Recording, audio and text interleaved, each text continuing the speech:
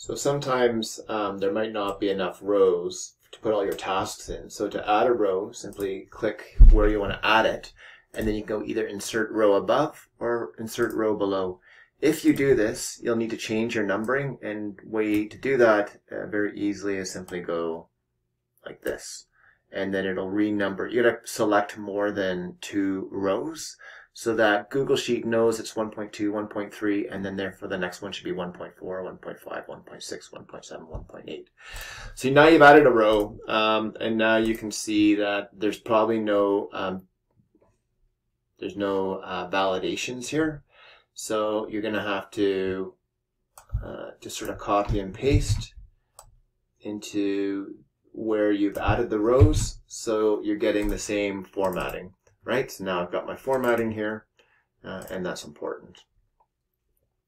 And also you should have the same, same format here.